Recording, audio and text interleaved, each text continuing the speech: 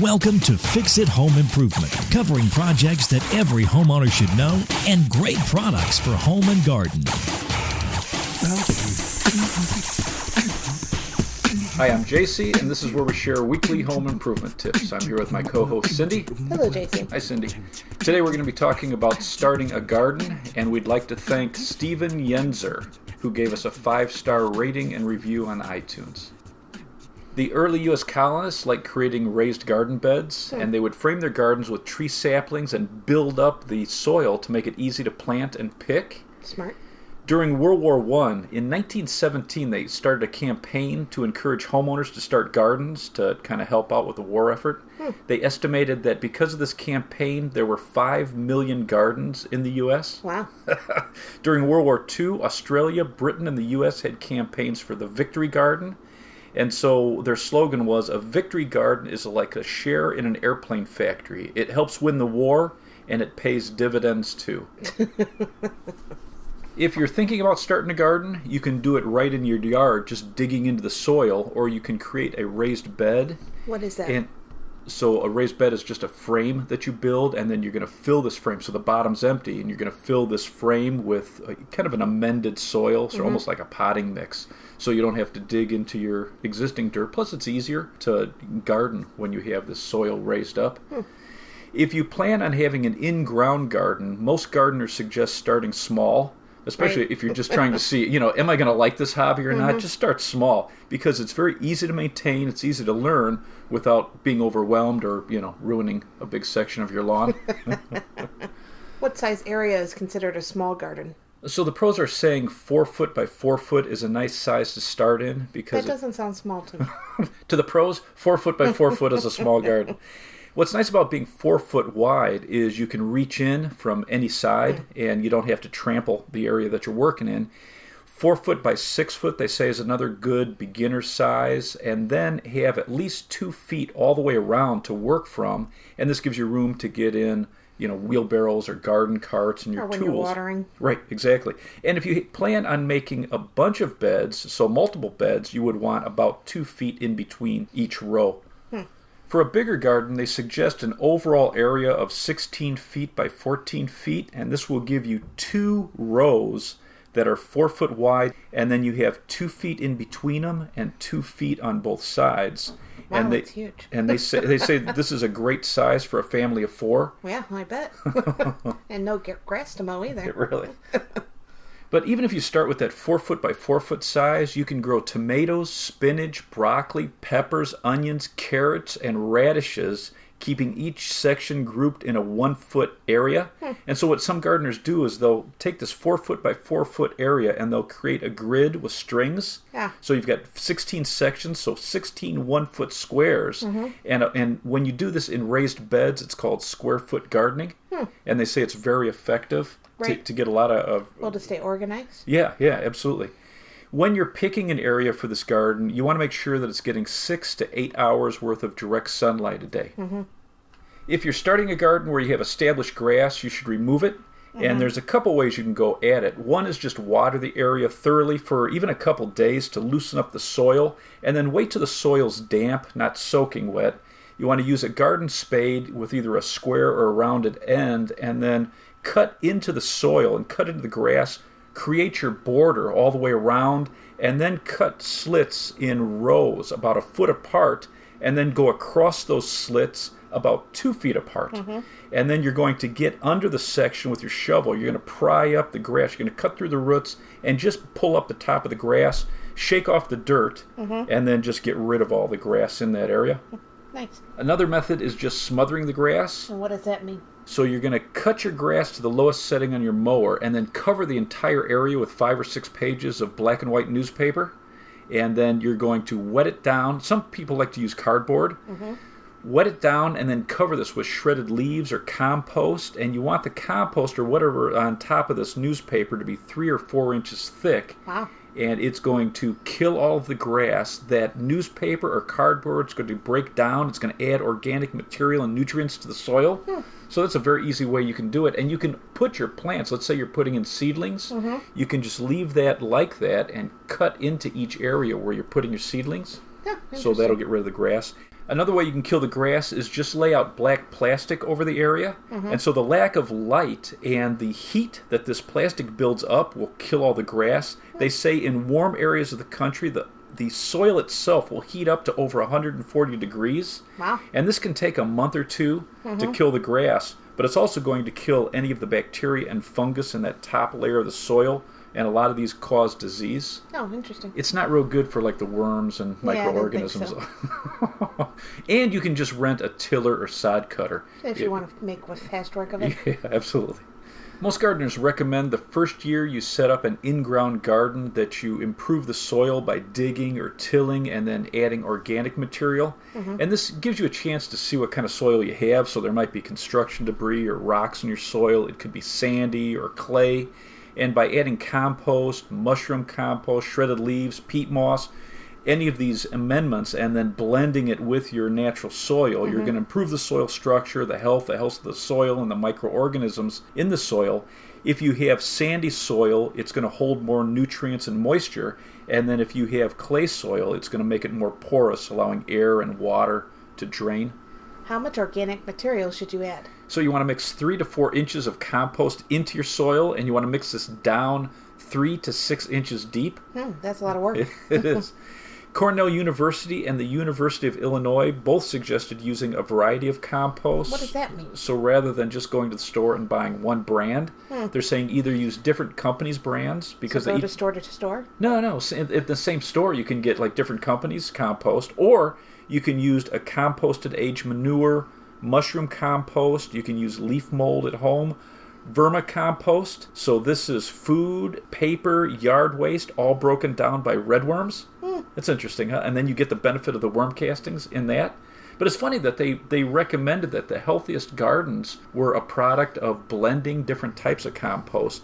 And don't use sewage products, because there's a lot of these soil amendments for gardens from sewage waste plants. That's gross. And they say that from their tests, they found, super bad things, I'm sure. chemicals, solvents, heavy metals. So I would probably stay away from it.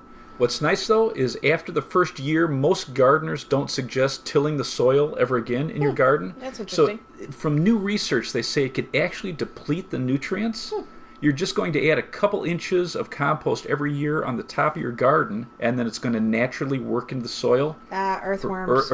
Earthworms do a great job. They come up to the surface. They're pulling down all this organic material, breaking it down. They naturally aerate the soil in the process. Right. So it's pretty interesting. Are we ever going to talk about planting? Well, what's funny about planting is most of the pros were suggesting that brand new gardeners should buy seedlings. You're going to get a much higher rate of success and instant gratification rather than using seeds. And you want to read the label or the package for the recommended spacing, because vegetables need space for air, sunlight, water, and nutrients. And if you have very good spacing, you're actually going to get more fruit and less chance of disease. Right. For your garden, you want to make sure that you're adding fertilizer, because these plants are going to deplete the nutrients in the soil. And most of the pros are recommending organic fertilizers for a vegetable garden, because it's going to add organic material to the soil. It's going to feed the microorganisms. It actually fights disease. And these are a slow-release fertilizer, so they're broken down by the microorganisms in the earth so that those nutrients are available for the plant. With chemical or synthetic fertilizers, there's no added organic material for the soil, so you're not improving the soil at all. Right. And some new research is suggesting that some chemical fertilizers actually harm the microorganisms. So now you have less nutrients available for the plants to absorb. Right. And when they're producing some of these synthetic fertilizers, it actually creates pollution. A lot of the gardeners, I was reading their blogs, they like the side dressing. So What does that mean? So they add a granular fertilizer to the surface of the soil next to the plants, and it slowly breaks down. And they want you to keep it about 6 inches away from the stems of the plant. And so this side dressing, they say, is great for sandy soil because it's going to hang around a little bit longer. And then read the label or the package for the best time to fertilize. It really depends on the plant. Right. And get a fertilizer made for vegetables. Again, we talked before about some of these fertilizers. If there's too high in nitrogen, it's not really good for vegetables. You also want to make sure that you keep the top of the soil covered with leaf mold or compost, using it like a mulch. And this is going to regulate the soil temperature. It holds in moisture, and it protects against a lot of diseases in the soil. That's interesting. For a vegetable garden, in general, you want about an inch worth of water a week.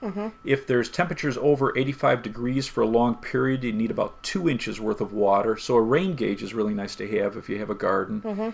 If you have no rain with sandy soil, you'd want to give it about a half an inch worth of water twice a week because it moves through the soil so quickly. With clay-based soil, 1 good watering down to an inch is good. And you don't want to overwater because the roots need air. And you want to soak deep. You want this water to get 6 to 8 inches down into the soil. It's going to create longer roots, much healthier for it. And then you can use a screwdriver or a garden tool to make sure you're getting it deep enough. And then again, keep mulch or compost or something on top of the soil so that you're slowing the evaporation. You can use soaker hoses on a timer. That's very popular, and weave it through the garden. Drip irrigation is very efficient. Or you can create furrows. I saw a bunch of these gardeners were creating these little trenches along the whole bed on both sides, and then they just take a hose and they fill it so they block it off, Nice. almost damming it up on both sides and then just filling that trench. And sprinklers were considered the least efficient. So you're putting a lot of water Right. into the air, which is pretty interesting. And some diseases are actually spread from watering the leaves. So a lot of the gardeners were say, if possible, water the soil, not the leaves. And if you do have to use a sprinkler, you'd want to use it in the morning so the leaves can dry out before evening. Nice. Another cool way I found you can water your garden is using oyas. What is that? So these are unglazed clay pots, and these are designed to be buried into your garden. So Archaeologists, you're going to say a word like Oyas and you're not going to spell it? Olla, Oya. So archaeologists have found evidence that of Oyas in 2000 BC in Africa and Asia. And we talked before about Fan Sheng Chi Shu, Well, of course, around everybody 100 knows. BC. He was burying clay pots, basically doing the same type of thing. So an Oya, this is a large, round-bodied clay pot, and it has a very narrow neck with a lid on top. And so you bury this body, leaving the neck and the lid exposed, and then you walk around and you fill it, and then you put the cap back on, and it slowly weeps through the bottom of it. And so you're getting moisture really deep into the soil. And what's wild is the plant's roots are actually going to grow toward the Oyas, and then they absorb every bit of water. They say from research, very little water is wasted in the soil because Interesting. the roots over time will actually grow around it. A couple researchers said you can conserve 50 to 75% of your watering needs because it eliminates surface evaporation Yeah. just by using an Oya. That's cool. You want to have one Oya within 18 inches of your plants. You just like saying that word. I do. So you bury these in a series all down your garden bed, and then you fill these once or twice a week. And then you're watching your plants because depending on the part of the country you're in, if you see any wilting, then you want to fill them more often. Gardeners who use Oyas recommend that with your seedlings, you want to water them maybe with a hose for a couple of weeks to build healthy roots, and then go to the Oyas only. Some companies recommend filling at least 2 times a week for adequate water for your plants, and then it keeps minerals from forming on the inside of the clay. If you live in an area that freezes, you'd want to remove them every fall. The what? The Oyas, because you don't want to crack them. And most of these should last 5 to 7 years. I saw a couple of gardeners with the Oyas. They used a rain barrel with hoses running to it, and then they would just turn it on a couple times a week. That way they wouldn't have to go and fill each pot. You can add mosquito dunks or mosquito bits to these, and that's that non-toxic bacteria that kills mosquito larvae, but it's Right. completely non-toxic to people and animals. If you want to make your own Oya, Really? you can use 2 unglazed clay pots and glue them together top to top, and then you're going to leave the drain hole on the top open. You're going to seal the bottom drain hole, and then you're going to bury it up to the top 1 inch. So you've got, one that's right side up that you're burying, Right. the other one on top of it's upside down, glued to it. You're going to fill that, and it works just like an Oya. Wow. Fancy. Now, if you have bad soil or you don't want to dig and blend compost, or if you want to test to see Right. whether you like a garden, you can build or buy a raised bed. And this is that frame that you're just going to sit on top of your yard, and then you're going to add an amended soil to it rather than using, Your bad soil? Right. So now you can use something that's going to be very easy for your plants to do really well So in. like a potting mix? Exactly. The bottom's open, so you're going to have great drainage. Worms and microorganisms can come up. This will allow, depending on what you're planting, they can have very long roots going from this amended soil down into your yard. Which I never knew that. I always thought that it had a bottom, because I thought the whole point of this was so that moles, gophers, those kind of things couldn't get up into your garden. And if you're having a problem with gophers or moles or, just animals in your yard and you're worried about that, you can, underneath this, you can put a screening or a grading hardware cloth, so that you don't worry about animals, but it allows that good movement of water and nutrients and microorganisms. So the good things up, bad things stay down. A good size is 4 feet again, so you can reach easily from both sides. A minimum depth they're suggesting is 6 inches. They found that to be the healthiest. Taller's better, and it makes it easier to work in. And then a long bed... So that's the other thing. I thought it was just for people that didn't want to bend over. Right, yeah. I guess it really makes it easy. Long bed, multiple beds, depending on how much room your needs. And with a raised bed, you can create the ideal soil mix, so for air and water movement, and you never have to till it, which is wild. So a little more expensive because you have to fill this, but once you fill it, you're pretty much done. And then, very similar to an in-ground garden, you're just going to add a couple inches of compost every year and plant. Nice. What's nice is also you get very few weeds in a raised bed. Really? And you're going to have less disease. You can use trellises or cages. You can use stakes for your plants. And you're trying to encourage in these raised beds your plants going up rather than spreading out. So you're maximizing your space. For the soil mix, gardeners have a variety of recipes. For dirt? Yes. 50% screened topsoil, 50% compost was popular. 60% screened topsoil, 30% compost, 10% potting mix was another one. The problem with using soil, though, is it can get compacted over time. So just like we talked with the container garden? Exactly. So a lot of the pros were saying just don't use any soil at all in a raised bed. A little more expensive, but you're going to get much better results from your garden. 50% compost and 50% aged mushroom soil was rated very high. And then what most of these gardeners found their best results in was 1/3 compost, 1/3 peat moss, and 1/3 either vermiculite or perlite. Right. And there's bags that you could buy that have a potting mix that'll say all this stuff on it. You don't have to mix up your own recipe. Exactly. Or you can get bales. Some of these come in bulk or bales, so it makes it very easy to mix this together. If you have a really tall bed, so there's a lot of companies and a lot of people that suggest having a raised bed around 11 inches tall, you can fill the whole lower section with either shredded leaves, or you can do shredded leaves 2 parts to 1 part grass clippings. And then once you're up to about 6 to 8 inches from the top, you're going to take newspaper or cardboard, put it on top of that, and then you're going to put your soil mix on top of that. Interesting. And then what's going to happen is that whole lower part, over time, it's going to break down and turn into a really rich soil. So you're actually going to end up with something really good, and it doesn't cost you that much to fill that entire area. And then when you add compost, again, a bunch of these gardeners were saying buy a variety of different types from different companies, and they found that you have much healthier garden. Interesting. If you're thinking about buying a raised bed, there were some highly rated sites. So hayneedle.com, HAYNEEDLE, gardeners.com, wayfair.com, it's WAYFAIR, and eartheasy.com all had highly rated beds with some wild shapes to them. If you want to build your own, you wouldn't want to use treated lumber for a vegetable garden. The Washington State Department of Agriculture said no pressure-treated wood is allowed if you're growing organic food. Interesting. You can use white or yellow cedar, red cedar, black locust, or redwood, and these are the most rot-resistant woods. They're also insect-resistant. These should last 10 to 20 years. Do you have any tips on building your own? I would say if you're building it, it's easy to build a box. So if you're using bottomless boxes are super easy. So I would use 4x4 posts in the corner and then just screw or nail your wood to the side of it. I like it deeper. Right. So I would use 2x12s, which will actually give you 11 1/4 inches. I still don't understand that. It's so stupid. That's weird. Or some of the pros recommend taking 2x6s and stacking them on top of each other. Right. And a 2x6 is 5.5 inches wide rather than 6. Stupid. It's like saying you're 6 foot if you're 5'10". NBA.